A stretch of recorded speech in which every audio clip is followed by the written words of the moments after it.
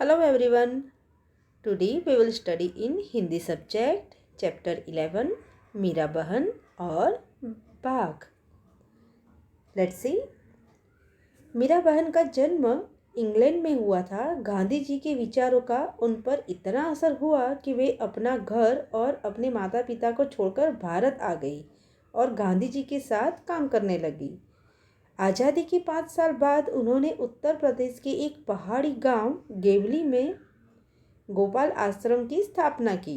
इस आश्रम में मीरा बहन का बहुत सारा समय पालतू पशुओं की देखभाल में बीतता था. लेकिन गेवली गांव के आसपास के जंगलों में बाघ जैसे खतरनाक जानवर भी रहते थे.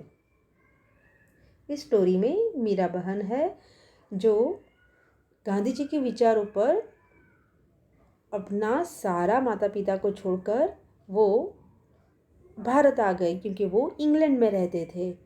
आज़ादी के 5 साल बाद उन्होंने उत्तर प्रदेश की पहाड़ी गांव में जो गेवली है, गेवली गांव में गोपाल आश्रम उन्होंने खोला और वहाँ पालतू पशुओं की देखभाल करते थे.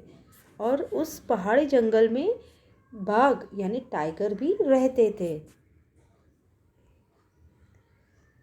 पहाड़ी गांव में अक्सर बाघ का डर बना रहता है. जंगल कटने के कारण शिकार की तलाश में बाघ कभी कभी गांव तक पहुंच जाता था. गेवली गांव में एक बार यही हुआ. एक बाघ ने गांव में घुसकर एक गाय को मार डाला. सुबह होते ही वह खबर पूरे गांव में फैल गई. गांव के लोग डरे कि बाघ कहीं फिर से आकर दूसरे पालतू जानवर और किसी आदमी को ही अपना शिकार न बना ले. गांव के लोग गोपाल आश्रम गए और उन लोगों ने मीरा बहन को अपनी चिंता बताई. गांव के लोगों ने अंत में तय किया कि बाघ को कैद कर लिया जाए और उसे कैद करने के लिए उन्होंने एक पिंजड़ा बनाया. पिंजड़े के अंदर एक बकरी बांधी. योजना यह थी कि बकरी का मिमियाना सुनकर बाघ पिंजड़े की तरफ आएगा.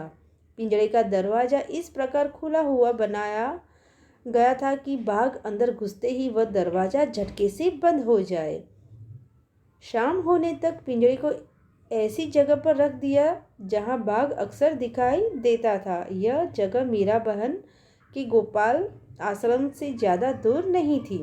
रात बीती. सुबह की रोशनी होते ही लोग पिंजड़ा देखने निकल पड़े. उन्होंने दूर से देखा कि पिंजड़े का दरवाज़ा बंद है. यह सोचकर वह बहुत खुश हुए कि बाघ जरूर पिंजड़े में फंस गया होगा. लेकिन जब पिंजड़े के पास पहुंचे तो क्या देखते हैं, पिंजड़े में बाघ नहीं था. लोग चकित थे. बाघ के अंदर गए बिना पिंजड़ा बंद कैसे हो गया. लोग मीरा बहन के पास पहुंचे. लोगों ने सोचा कि गोपाल आश्रम में ही था, इसलिए शायद मीरा बहन को मालूम हो कि रात में क्या हुआ.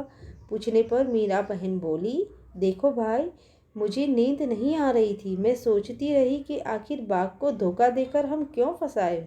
इसीलिए मैं गई और पिंजड़े का दरवाज़ा बंद कर आई. इसी तरह से मीरा बहन ने एक बकरी की जान भी बचाई.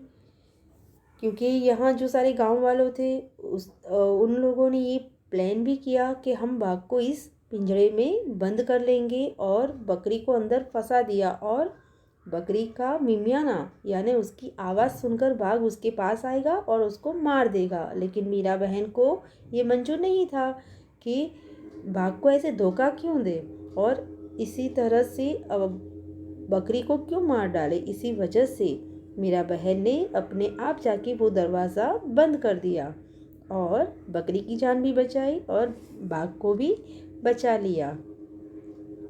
Okay, now this chapter is completed. Now we will meet again with another chapter. Thank you.